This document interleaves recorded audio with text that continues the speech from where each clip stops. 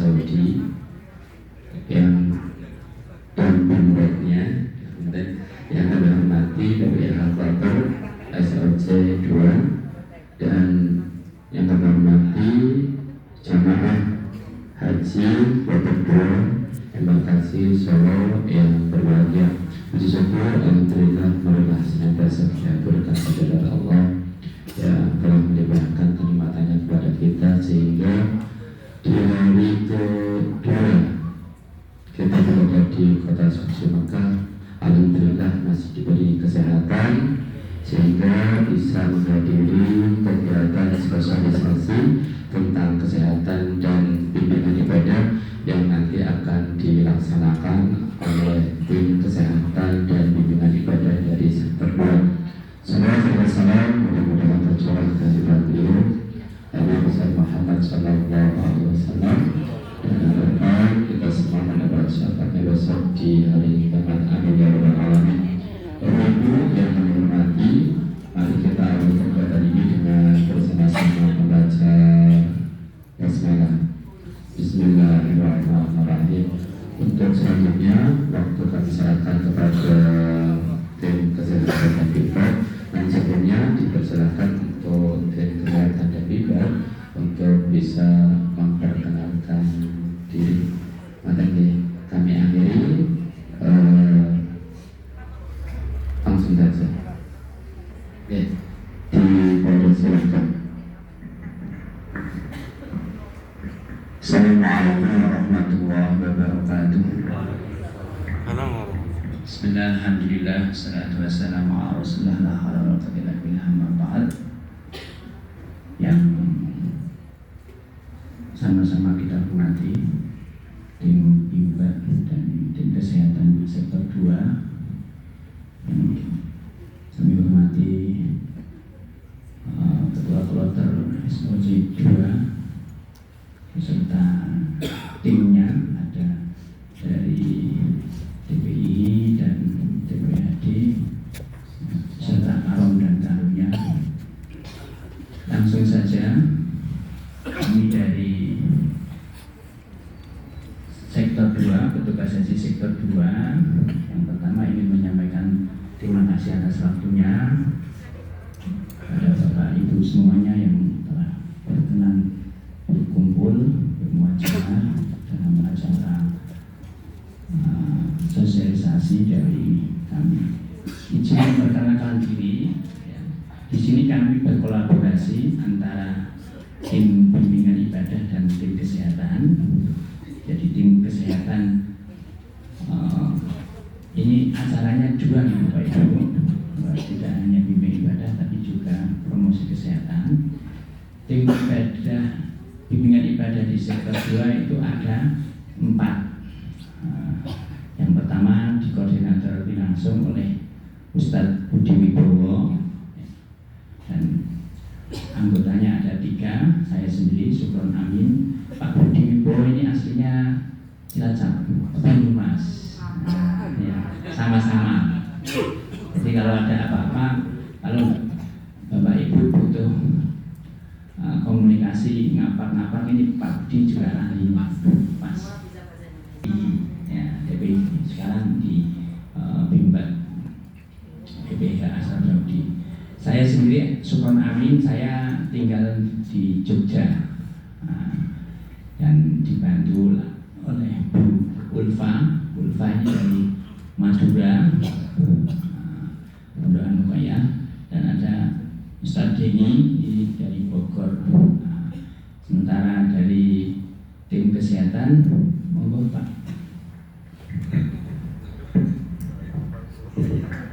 Baik, Assalamualaikum warahmatullahi wabarakatuh. Kami tim kesehatan, promosi kesehatan, ya, jadi ada di sektor 2. Jadi kita ada tenaga dokter, perawat, ada promosi kesehatan seperti penyuluh kesehatan.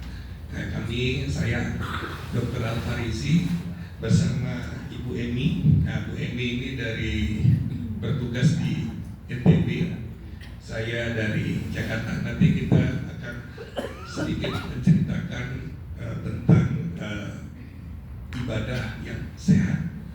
Mungkin dari kami di kesehatan cukup Pak Suprapto. Sudah. Terima kasih waktunya. Langsung saja Bapak Ibu.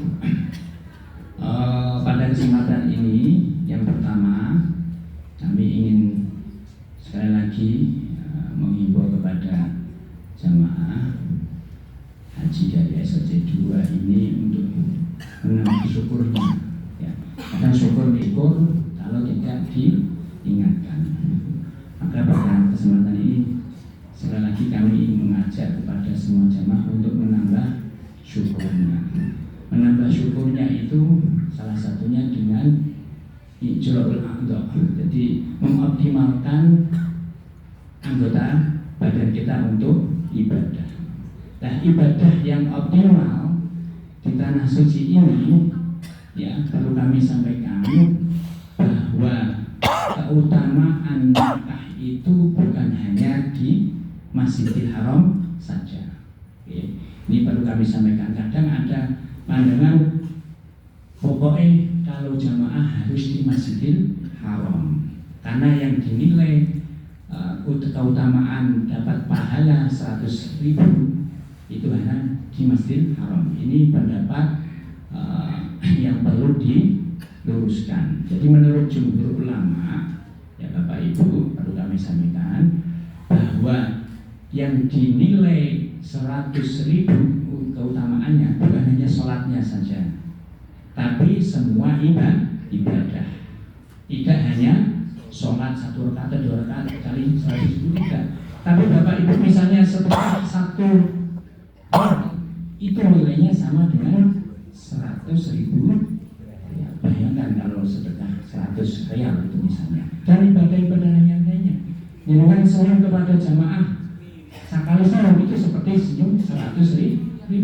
Jadi semua ibadah itu yang perlu kami sampaikan. Yang kedua, yang dimaksud dapat keutamaan 100.000 itu tidak hanya di Masjidil Haram dan sekitarnya, tapi di tanah haramnya. Sekarang saya tanya Bapak Ibu sekarang di tanah haram atau di luar tanah haram? Di tanah haram. Artinya Bapak Ibu ketika jamaah sholat, ya, khususnya yang risti, ya, yang lansia, yang punya kebutuhan khusus, itu tidak diperkenankan untuk memaksakan diri ke Masjidil Haram. Bahkan yang muda-muda itu juga tidak disarankan untuk sering-sering Masjidil Haram, karena menjaga stamina itu lebih utama. Ada kaidah Darul Mafasid, ya, muqaddamun ala jalil masoleh. Jadi memang lebih baik, lebih afdal kalau Masjidil Haram. Tapi kalau di sana nanti jadi capek, kesana berdesak-desakan. Berarti apa? Menghindari kerusakan, khawatir rusaknya berupa capek, sakit, ya, dan yang lain-lainnya. Maka lebih baik sholat di hotel. Itu ya Bapak Ibu ya. Jadi boleh ke Masjidil Haram, tapi jangan sering-sering. Jangan memaksakan diri, jangan diforsir. Artinya lebih baik diatur ritmenya. Ya boleh misalnya sehari sekali, ya, sehari sekarang, besok tidak, ya, Bapak Ibu lebih tahu kemampuannya. Itu perlu diingat. Kenapa? Karena tujuan Bapak Ibu di sini itu bukan hanya ke Masjidil Haram, tapi ada tujuan yang lebih afdal, lebih utama dan menentukan. Apa itu? Ke Arafah, ke Ar-Musna.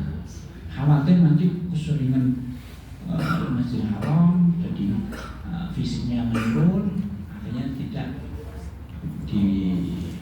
rekomendasikan kesehatannya, kan bahaya. Ya Bapak Ibu, itu yang perlu kami sampaikan. Ini nanti disampaikan juga ke teman-teman kalau barangkali ada yang tidak hadir dalam kesempatan ini, bahwa apa tadi, keutamaan ibadah di tanah haram itu tidak terbatas di Masjidil Haram. Itu yang pertama. Yang kedua, yang dinilai ibadah 100.000 itu tidak hanya sholatnya. Ini pendapat jumhur ulama, ya. Tidak perlu saya sebut semua kitab, ya. Ada pendapatnya Imam Nawawi, ada Imam Jalaluddin Asyuti, ada Imam Dhair, Imam Nawawi di Imam Darkasi, dan Imam.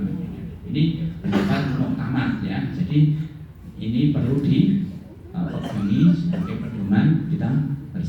Terima kasih. Ini yang dapat kami sampaikan, ada tambahan dari Pak Koordinator Bimbat, silakan. Baik, masih atas waktu yang diberikan. Assalamualaikum warahmatullahi wabarakatuh. Ada Bimbat dan Promkes Sektor 2 yang kami hormati, pada Ketua Pelaksanaan Pembimbing Badan dan tim Kloter SOC 2. Alhamdulillah kita bisa bertemu pada pertemuan perdana.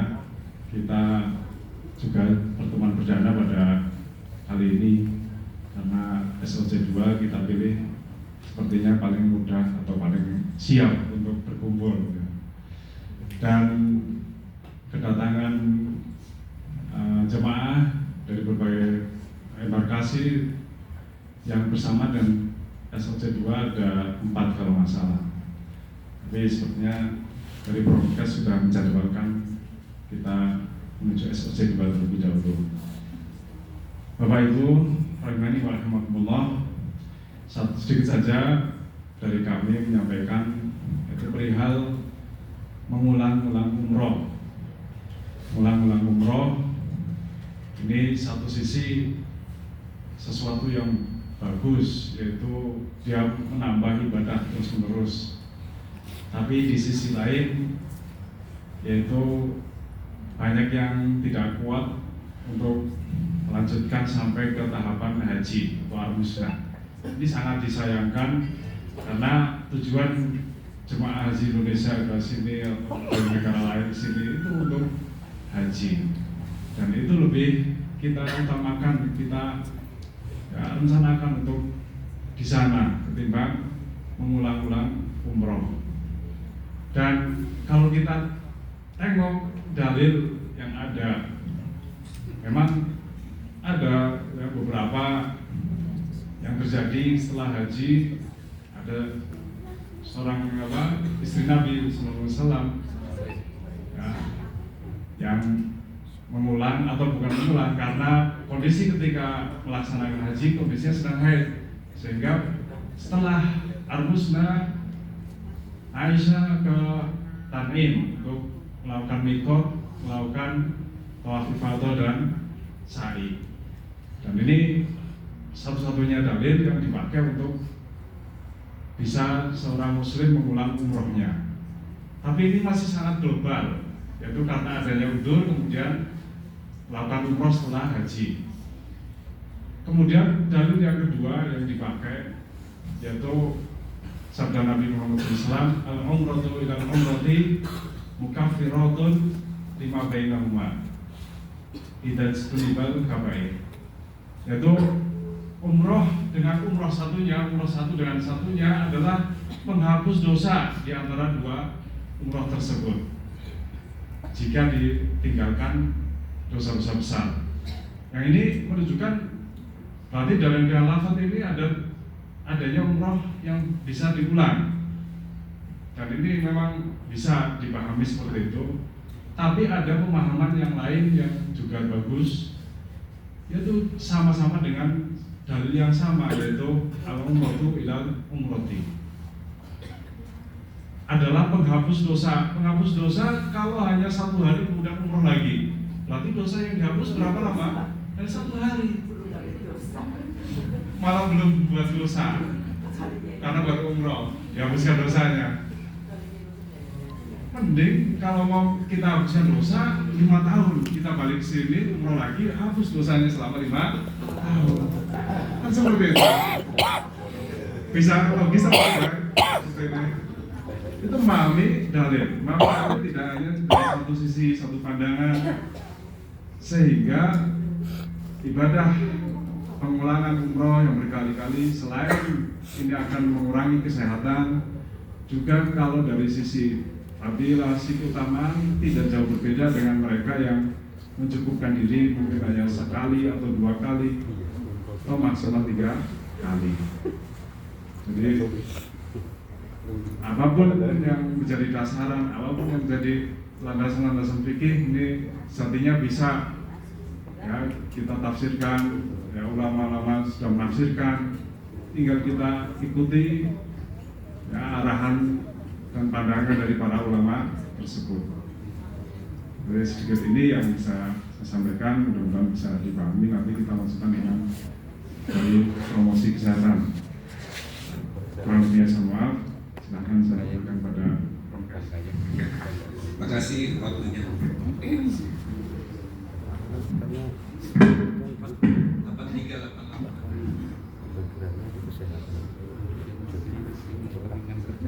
Baik, bismillahirrahmanirrahim. Bapak Ibu sekalian, minta waktunya saya dari promosi kesehatan sedikit menyampaikan tentang sehat selama di Mekah.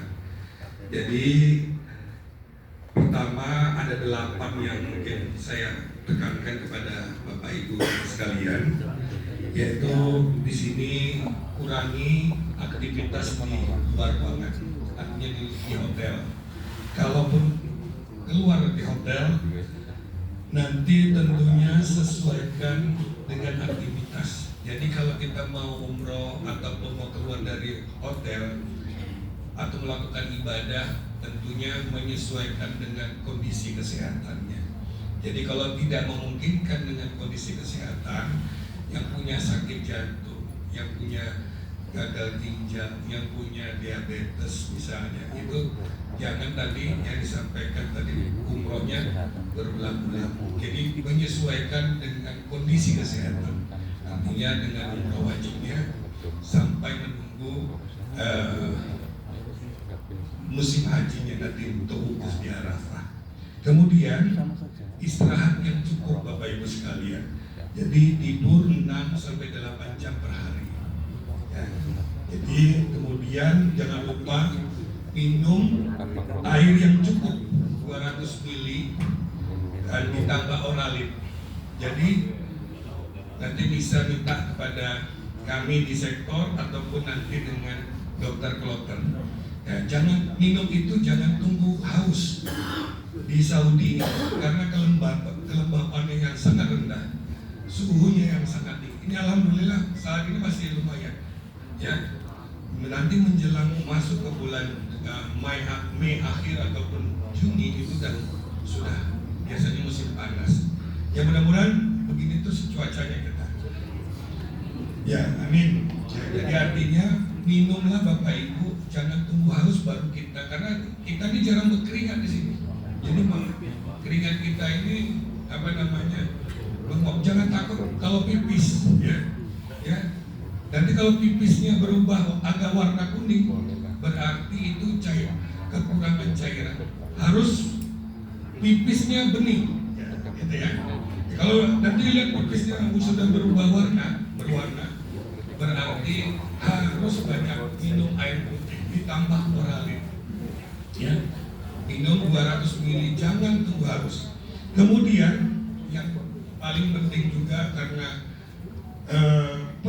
peduli dengan teman sekamar, ya. Jadi jaga lansia, ya, jaga jemaah rizki yang selalu dalam pengawasan. Jadi nanti Bapak Ibu yang teman-teman sekamarnya ada lansia atau risiko tinggi penyakit, nanti tolong diawasi oleh teman sekamar. Namanya body system. Ya, artinya nanti dokter mengasih obat, jangan obatnya sudah diberikan tidak diminum. Kemudian makannya tidak dihabiskan. Jadi kalau nanti lihat teman-teman sekamarnya kurang tidur, kurang nafsu makan, kasih tahu sama karunya. Karunya nanti kasih tahu ke karungnya. Karungnya nanti kasih tahu ke dokter, ketua kloter. Nah, ini saling kita mengawasi bersama. Ya.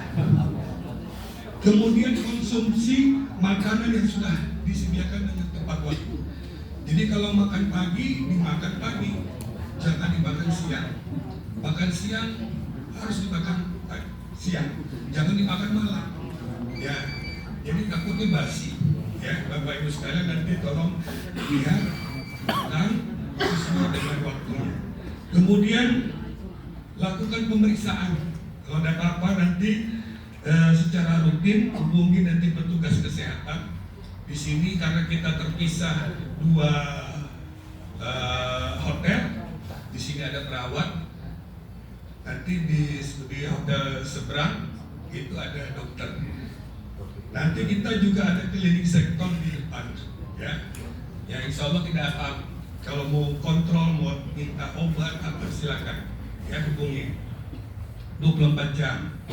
Kemudian minum obat harus tepat waktu sesuai dengan anjuran. Nah itu tadi yang saya bilang, teman-teman dari teman sekamar ikut mengawasi agar nanti jangan obat yang sudah diberikan tidak dimakan, terutama yang punya darah tinggi, yang punya diabetes, dikasih obat kalau nggak dimakan nanti tensinya tinggi, diabetes gulanya naik, ya gitu ya.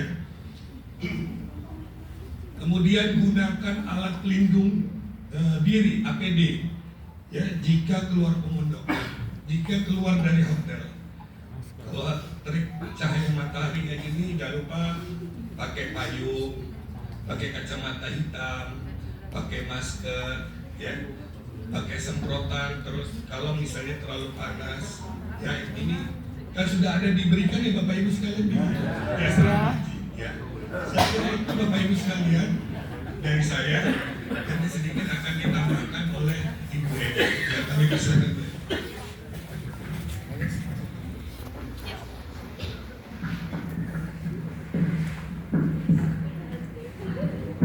Assalamualaikum warahmatullahi wabarakatuh. Bapak Ibu jemaah haji yang saya dirahmati Allah, alhamdulillah kita bisa berkumpul di sini. Terima kasih atas perkenannya untuk kumpul di sini. Untuk dokter, terima kasih dok untuk memfasilitasi kita bersama-sama bisa di sini untuk menyampaikan tentang promosi kesehatan di sini. Jadi Bapak Ibu, untuk kali ini saya akan menyampaikan tentang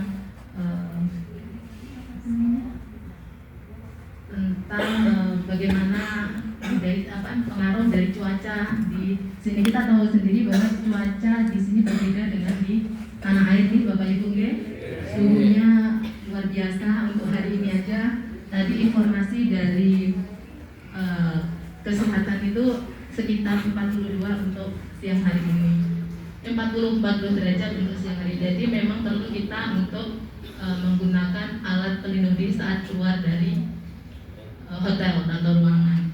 Apa pengaruh dari cuaca yang cuti? Akan terjadinya dehidrasi. Dehidrasi adalah kekurangan cairan dari tubuh kita. Jadi yang perlu kita ini adalah apa upaya untuk mengendalikan dehidrasi? Tentunya harus banyak minum air putih. Sesering mungkin, minimal ada 200 ml per jamnya. Dan itu bisa ditambah dengan oralit. Bapak Ibu kemarin di Perbansnya juga ada oralit, ya? Sudah pernah diminum belum? Belum? Belum? Apakah sudah tahu caranya untuk minum? Jadi itu harus diminum untuk menambah cairan dalam tubuh Bapak Ibu. Udah diberikan oralit tapi nggak diminum kan sayang. Untuk menjaga kesehatan Bapak Ibu harus sering minum air putih dengan ditambahkan oralit. Jadi caranya satu saset oralit itu ditambahkan dalam 200 ml air. Itu diminum setiap hari Bapak Ibu. Untuk selanjutnya, jika keluar ruangan cuaca panas di luar, menggunakan semprotan air untuk mengurangi panas dari sinar matahari. Itu wajib dibawa, apalagi saat beribadah di Masjidil Haram. Selain itu, gunakan alat pelindung, topi ataupun payung saat keluar rumah. Jadi untuk mungkin itu aja yang bisa saya sampaikan. Terima kasih. Assalamualaikum warahmatullahi wabarakatuh. Terima kasih Budi dan tim kesehatan.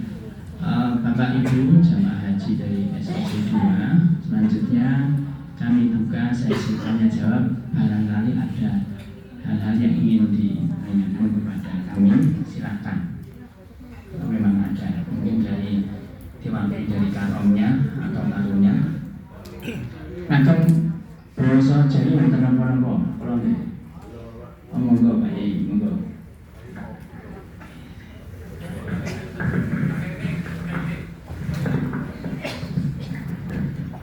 Assalamualaikum Terima kasih atas kehadirannya Bapak memberikan pencerahan kepada kami dan calon jamaah haji semuanya.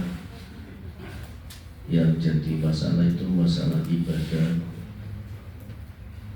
kita belum dapat. Sementara dulu sebelum dam itu diberikan kepada bank, kita lebih nyaman karena kita dam itu bagian daripada ibadah itu sendiri. Keduanya kami khawatir realnya semakin hilang karena ibu-ibu itu di manasik tidak pernah dikasih tahu tentang belajar, tapi dia sudah hafal di sini. Satu itu kami mohon living cost-nya itu kan 750, yang akan dibayarkan 720. Telung puluh bis hilang ya. Jadi kami mohon kapan kami harus bayar. Yang keduanya tak dengar-dengarkan kayaknya kita nggak boleh ibadah, jangan ke masjid, jangan ini, jangan ini. Sementara kita itu kesini mau ibadah. Dengan tadi dari pembicaraan beberapa orang dari bimbel, kita kesini itu untuk haji, itu melemahkan kita, Pak. Artinya malah kami pengennya bis itu disiapkan di sini. Teman-teman yang masih muda silahkan untuk jamaah. Begitu. Yang sepuh-sepuh ya ada yang sendiri, Pak. Begitu. Yang ketiganya, Pak, kami mohon informasi dalam surat edaran itu tidak boleh keluar Mekah sebelum kita haji.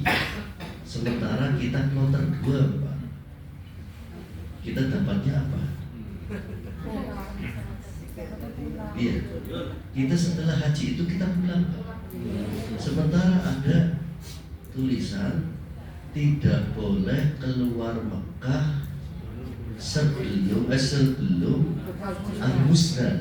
Kita dapatnya apa? Sudah di sini nggak boleh kemana-mana. Kita dapatnya apa? Itu curahan hati yang amat sangat dalam. Jadi kami mohon ketegasan. Kalau menurut kami Tan'im itu Mekah. Jadi nanti diperjelas oleh bimbannya. Tan'im itu masih wilayah Mekah, berarti ketika kita ambil mikot di sana nggak masalah. Karena dari KBH kami dari Tegal itu mayoritas G3, Pak, sebenarnya 3 kali, dan menurut kami tidak nguras tenaga lah. 1 bulan telutok ya kayak mana aslinya. Cuma kami menghormati biar kita nyaman. Biasanya dari Tan'im, Hudaybiyah, Ji'rana. Tapi karena kita hormati, kita ikut aturan. Kalaupun boleh nanti Tan'im, kita cuma Tan'im, Pak. Itu pun kalau boleh. Kalau tidak boleh, ya berarti kita tidak melaksanakan apa yang tidak perbolehkan. Nah, kemauan satu dan 2 kejelasan daripada kita itu kita harus gimana, karena tidak boleh. Ini apa setelah pergantian kementerian atau tidak kami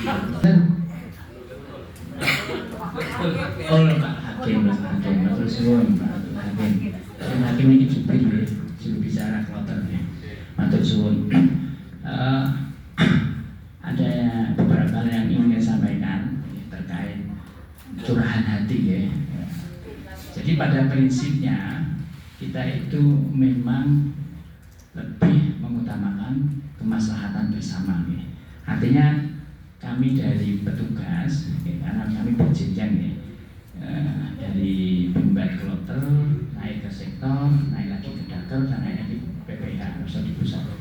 Itu kami itu diberi amanah, salah satunya adalah melakukan edukasi, dan edukasi itu tentunya melihat kemanfaatan dan kemaslahatan ibadah itu sendiri ya. Jadi pada prinsipnya tidak ada pelarangan.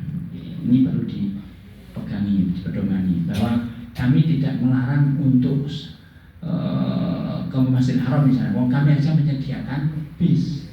Itu kan prinsip. Kalau kami melarang ya tidak kami sediakan. Gitu. Gimana betul?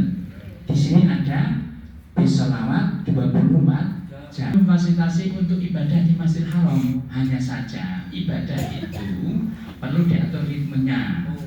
Jadi bukan berarti terus jangan penuh kami saja menyediakan, tapi artinya tetap ada batasan-batasan.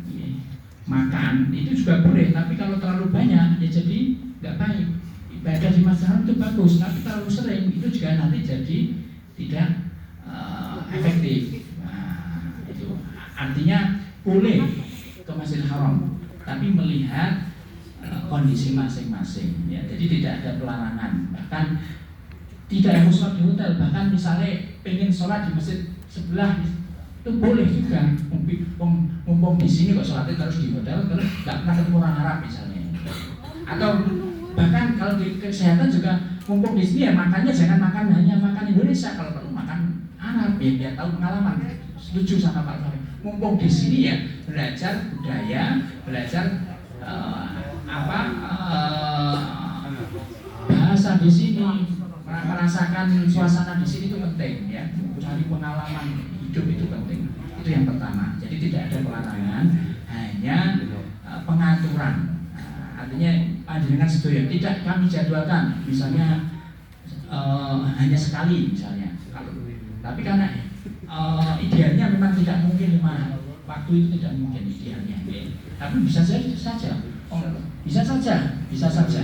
Tapi melihat kondisi, lihat kondisi, tidak ada pelarangan monggo mawon. Itu soal ibadah di Masjidil Haram. Nah, terkait dengan dam itu sebetulnya untuk jamaah haji itu sesuai edaran yang ada pernah disampaikan oleh Kemenhaj ya, dalam Dirjen itu juga pernah menyampaikan itu untuk jamaah haji itu tidak ada instruksi satu pintu, artinya satu lembaga yang menerima dam itu Pak Yai. Jadi untuk jamaah itu dibedakan dengan petugas. Kalau jamaah haji itu ada beberapa opsi pilihan, selama itu bisa